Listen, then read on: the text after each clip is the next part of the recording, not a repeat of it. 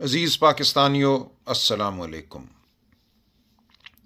میں آج آپ سے کچھ گفتگو کرنا چاہتا ہوں۔ مجھے کہا گیا ہے کہ شاید آج رات مجھے اغوا کر لیا جائے، آج نہیں تو کل۔ وہ دن اب دور نہیں ہے جب شاید میں کھل کر بات نہ کر سکوں۔ میں یہ آپ سے کہنا چاہتا ہوں کہ پاکستان اس وقت ایک بار پھر ایک انتہائی تاریک دور سے گزر رہا ہے۔ مجھے سیاست میں آئے کوئی زیادہ عرصہ نہیں گزرا۔ میں ایک وکیل ہوں، میرے والد صاحب مرحوم بھی وکیل تھے۔ ہم نے تمام عمر محنت، خلوص، سچائی کی لگن میں گزاری ہے۔ میں اپنے والد صاحب کے نقش قدم پر چلنے کا ہمیشہ سے متمنی رہا ہوں۔ آج بھی میری یہی خواہش ہے کہ ایک عام انسان کے طور پہ، میں کوئی وڈیرا نہیں، کوئی جاگیردار نہیں، میں کوئی پیشہ ور سیاستدان نہیں۔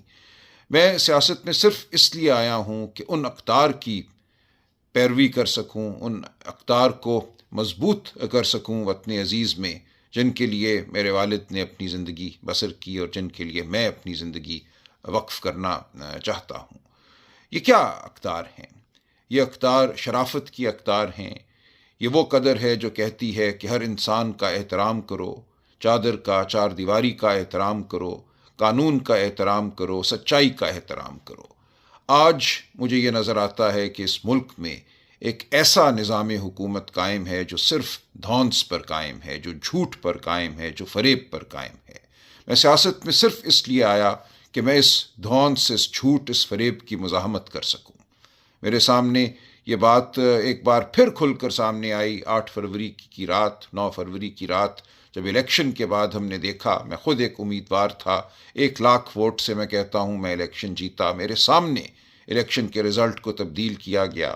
وہ بچے بچیاں جنہوں نے رو رو کر ووٹ ڈالے تھے، مجھے آج بھی وہ چہرہ یاد ہے اس بچی کا جس نے ماڈل ٹاؤن میں، اسی اے پی ایس اسکول میں جہاں یہ دھاندلی رات کی گئی، پکڑ کے ہاتھ میرا کہا تھا، انکل پہلی بار میں ووٹ ڈال رہی ہوں، میرے ووٹ کو سنبھال کے رکھنا۔ ہم اس ووٹ کو نہیں سنبھال سکے کیونکہ ہم سے چھین لی گئی وہ امانت جو ہمیں قوم نے دی تھی۔ اس کے بعد ایک دور پیدا ہوا جھوٹ اور فریب کا کہ اس رات کا جو عذاب تھا، جو جھوٹ تھا، اس کو دبانے کے لیے مزید جھوٹ گھڑے گئے، ہم پہ مقدمے بنائے گئے، بے شمار جھوٹے مقدمے بنے، صرف عمران خان صاحب پہ نہیں، ہزاروں لوگوں پر، جن کو اٹھایا گیا، مارا پیٹا گیا، جن کی عزتیں پامال کی گئیں، اور یہ عمل آج بھی جاری ہے۔ اسی لیے میں آج بھی سیاست میں ہوں۔ جس دن یہ عمل ختم ہو گیا اور مجھے یقین ہو گیا کہ پاکستان میں شرافت کا دورہ ہے، پاکستان میں قانون ہے، میرا سیاست سے کوئی تعلق نہیں رہے گا۔ میں صرف مزاحمت کرنے کے لیے سیاست میں آیا ہوں، اور میں آپ سے بھی یہ اپیل کرتا ہوں کہ اپنے لیے، اپنے بچوں کے مستقبل کے لیے آپ بھی مزاحمت کیجیے۔ آج اس ملک میں کوئی فیکٹری لگانے کو تیار نہیں ہے، کوئی انویسٹمنٹ کرنے کو تیار نہیں ہے، غیر ملکی تو کیا کوئی پاکستانی کیوں یہ کرے گا، جب انہیں پتہ ہے کہ اس ملک میں صرف دھونس جو ہے وہی قانون ہے۔ کوئی شرافت باقی نہیں رہی، کوئی کرینہ نہیں ہے جس کے تحت زندگی گزاری جا سکے۔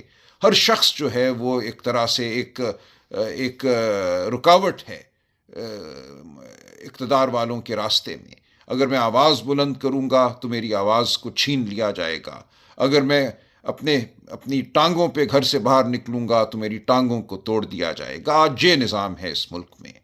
تو میں آپ سے اپیل کرتا ہوں کہ ہم نے جو اپیل کی ہے، پاکستان کے عوام سے کی ہے، وہ اپیل صرف پی ٹی آئی کے ممبران یا کارکنان سے نہیں کی۔ ہم ہر پاکستانی کو یہ کہتے ہیں، ہر خاتون کو، ہر بچے کو، ہر بزرگ کو ہم یہ کہتے ہیں کہ اپنے مستقبل کے لیے باہر نکلو، پاکستان میں شرافت کے لیے باہر نکلو۔ آج بلوچستان رو رہا ہے، خون کے آنسو رو رہا ہے۔ آج خیبر پختونخوا میں خون کی ہولی ہے۔ آج پنجاب جو ہے وہ زخم خوردہ ہے۔ سندھ میں لوگ احتجاج کر رہے ہیں، باہر آ رہے ہیں، ان کو اپنے پانی کا نہیں پتہ کہ ان کو پانی ان کے کھیتوں کو ملے گا نہیں ملے گا، ان کے حقوق کیا ہیں، کرپشن کا دورہ ہے۔ تو ہم یہ چاہتے ہیں کہ سب اکٹھے مل کر باہر آواز بلند کریں۔ 24 نومبر جو ہے وہ ایک انتہا بھی ہے اور ایک آغاز بھی ہے۔ ہم چاہتے ہیں کہ آج کے بعد کوئی تالے آزما، کوئی شخص جس کو ناز ہے اپنی طاقت پر، اپنی بندوقوں پر، اپنے پیادوں پر، وہ ہمارے اوپر حکمرانی نہ کر سکے۔ ہماری جو آواز ہے اس کو کوئی دبا نہ سکے۔ اس لیے ہم باہر نکلنا چاہتے ہیں، اپنی آواز کو بلند کرنا چاہتے ہیں، اتنا بلند کرنا چاہتے ہیں کہ کوئی اس کو دبا نہ سکے۔ دیکھیے، دنیا کی ہر ریاست کے پاس طاقت ہوتی ہے، ہر ریاست کے پاس پیادے ہوتے ہیں، ہر ریاست کے پاس ویگو ڈالے ہوتے ہیں، بندوقیں ہوتی ہیں، لیکن وہاں کیوں یہ سب کچھ نہیں ہوتا؟ وہاں یہ سب کچھ اس لیے نہیں ہوتا کہ وہاں کی عوام فیصلہ کر چکی ہے کہ وہ یہ برداشت نہیں کریں گے۔ لوگ باہر نکلتے ہیں، وہ لندن شہر ہو جہاں 10 لاکھ لوگ نکلے جب عراق پر بربریت ہوئی، وہ اور دنیا کے دارالخلافے ہیں، بڑے چھوٹے شہر ہیں جہاں لوگ سڑکوں پہ نکلتے ہیں۔ سڑکوں پہ نکلنا ایک آئینی حق ہے، یہ ایک انسانی حق ہے، یہ اپنی دھرتی کو اپنانے کا ذریعہ ہے، یہ ایک طریقہ ہے جس کے ذریعے ہم احتجاج کرتے ہیں اور کہتے ہیں کہ بہت ہو گئی، ہماری بات کو سنو، ہمارے وجود کو مانو۔ تو میں آپ سے درخواست کرتا ہوں کہ آپ وہ قدم اٹھائیے جو میں سمجھتا ہوں اب ہم سب پر واجب ہے۔ اپنے گھروں سے نکلیے، ہم سب کے گھر ہمیں عزیز ہیں، ہم سب کی آسان زندگیاں ہمیں عزیز ہیں، لیکن ہر ایک کی زندگی اس ملک میں آسان نہیں ہے۔ اس بربریت کی وجہ سے اس ملک میں بہت غربت ہے، اس ملک میں بچوں کو تعلیم نہیں ملتی، 40% بچے 15-16 سال کی عمر کے کسی اسکول میں نہیں جاتے، اس ملک کے ہسپتالوں میں شفا نہیں ملتی، اس ملک میں آگے بڑھ کر اگر کوئی نوکری کرنا چاہتا ہے باعزت تو اس کو نوکری نہیں ملتی، ڈگری تھامے لوگ سال ہا سال گزار دیتے ہیں، باہر جانے کی تمنا میں زندگیاں بسر کرتے ہیں۔